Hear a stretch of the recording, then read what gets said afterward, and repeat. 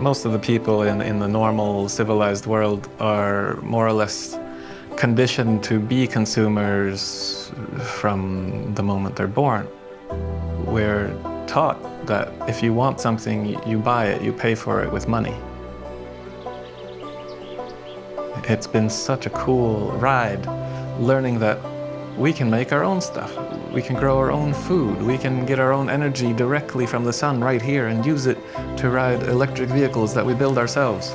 I mean, all of this is possible and not even that hard.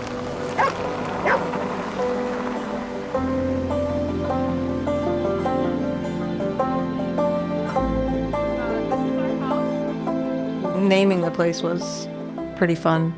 We came up with a lot of names. But we decided on Humble Habitat because we wanted to, stay humble in what we were doing.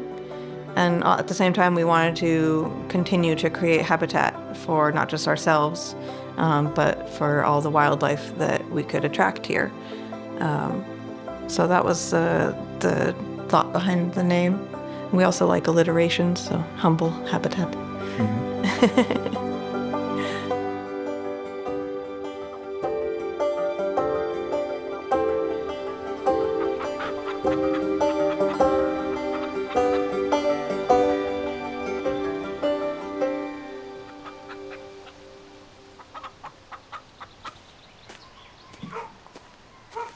So this is the outdoor kitchen, one of the first things we built when we got here, about 4 years ago.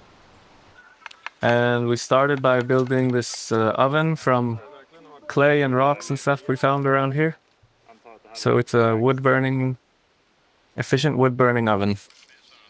The kitchen is the center of the whole place, really. And this is where we hang out, where we share meals, where we collect people for courses, and just kind of the heart of the place, all the warm time of the year.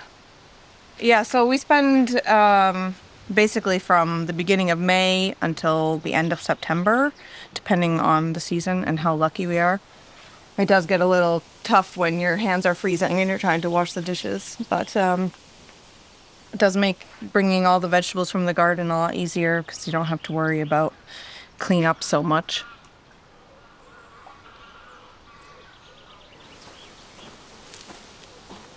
This is our house, or my house. I like to say that David's allowed to sleep and eat in. He gets everything else, so. And we actually built it on this old military truck, mostly for the weight, so we didn't have to worry about any weight limits. It is not movable. Okay, it is movable, but no. We drove it here. Never again.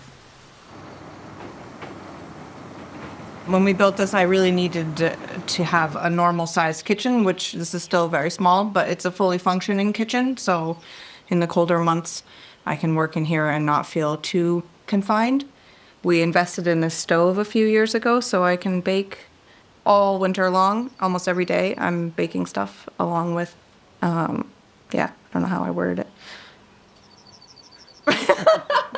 It's always really weird the next time. About keeping the heat. Yeah, so when you have a fire going, it's really nice to also use that heat to bake something. So it doesn't feel like just heating the house. You're also using it to make food. So we are, I guess you could say that we're homesteaders. It's a big term and it's not always meaning the same thing, but for us it means that we've been doing permaculture-inspired living for about 10, 12 years. And during that journey, we've come to realize so many things and learn so many skills and other things along the way that maybe we weren't expecting to learn in the beginning of the journey. And one of those, for me, has been building tiny homes for people, habitats for humans. So this is the most recent house that we've been building. We did it as a workshop earlier this year with about 10 participants who came to learn how to build without any previous experience. And after 5 days of being here, most people feel like, wow, now I've learned something and I can build something myself. And in the back, we have the sawmill. The trees, either from our land or neighboring land, comes in here, and we roll them up on this platform and use this gigantic saw to make boards like this. And then we build houses right here. So it's all very local and feels very connected to the space. And you can actually manage your land in a regenerative, positive way and still build stuff.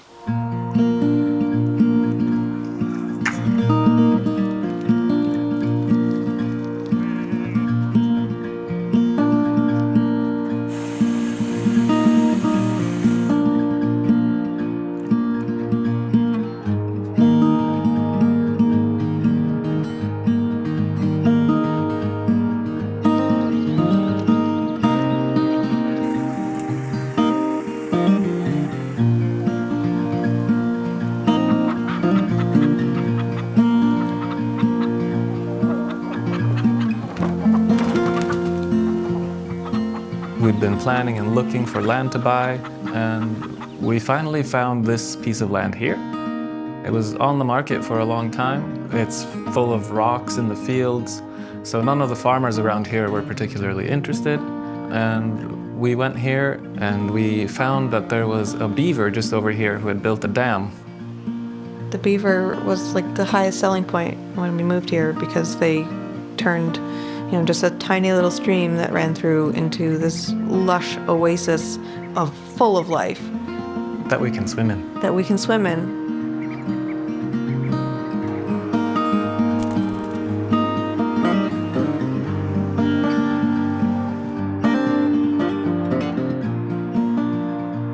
So we went for it. And Camped out started camping out here. for a while so we could interact. And then we planted garlic. Yep, we made a couple garden beds and planted garlic before we lived here. Yeah.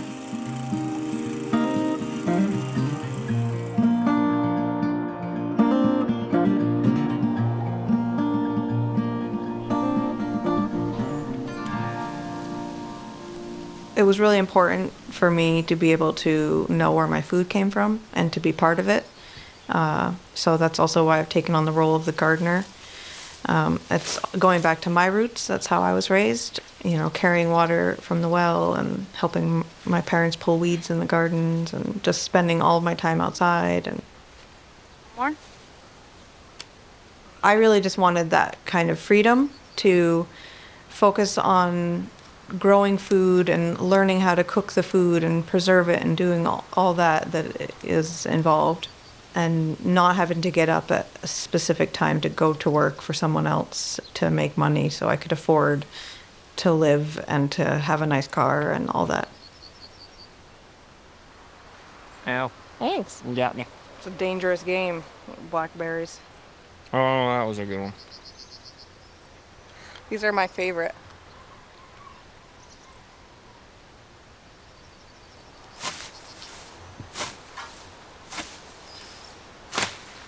I was a IT nerd for 15 years, maybe. I sat at the computer just typing away, staring at pixels for many hours a day for 15 years, doing IT support and fixing things for people when they broke. Yeah, it almost killed me. It felt like it just kept growing and growing and growing, and I just felt like a slave to technology. At that moment, my younger brother Joshua called me on the phone and said, "Hey, David, do you want to come play permaculture games at Dad's house?" The phone call just kind of came like a godsend, and I just felt immediately with my entire being like, yes, I need to go and just be outside and try to grow food and whatever. Sounds good. I want to do it. And I couldn't stop. It was just so fun. We were building outdoor kitchens, compost toilets, shelter for the sheep. We were doing beekeeping. We had volunteers, and we just dove straight in.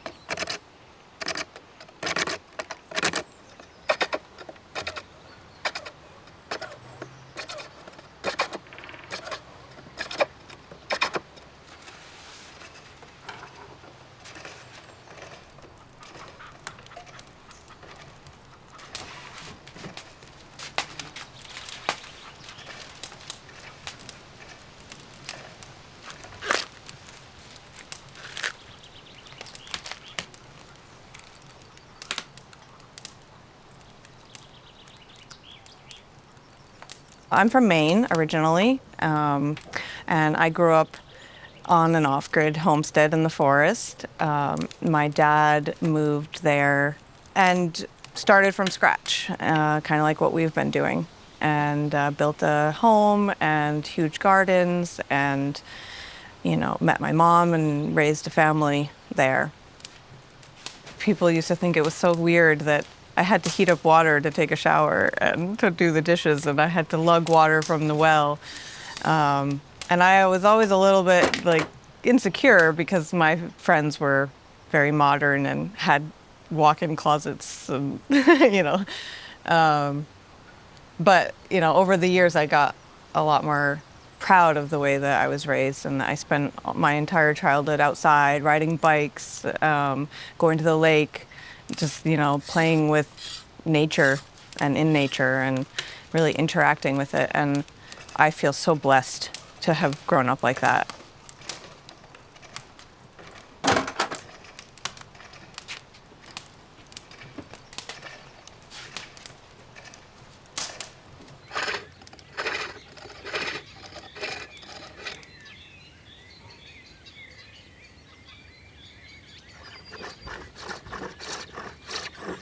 We're in a push button culture where if you want something, you push the button and it just comes. But that's disconnecting. You don't know how it was made, who made it, what it cost the environment or the people where it was made. But instead, trying to create something as locally as possible and have a connection to it, that really builds up so much value. And even if it's not the most good-looking thing you made, it's gonna be awesome because you made it. I mean, we're consumers as well. We still go to the grocery store and we still like to have nice things, but they may be material items, but it's very important for me to take care of things so that they stay nice and you don't have to replace them so often. And I mean, we sometimes brag to each other about how old a piece of clothing is. Like, I mean, we could make time to go to the mall and go shopping, but talk about getting stressed out and not feeling good when you get home.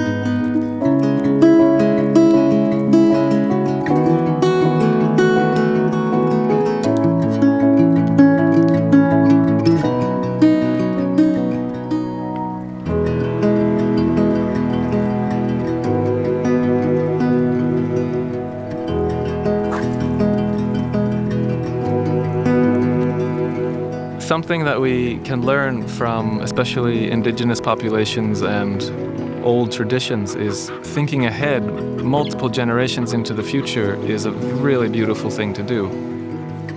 Yeah, we're living here now and we're growing trees and planting plants and we're interacting with the landscape, but the landscape has a time cycle that's much longer than our little human lives. As humans, we have the beautiful capacity to just design and interact in a way that most other animals can't. We have more tools and more access to creative possibility. And that's why it's so awesome to be a human and have this short life. You can really make awesome things, be creative, then you die and you're gone, and you've left something hopefully beautiful behind you that continues to grow and blossom and flower. And yeah, that's what we're trying to do.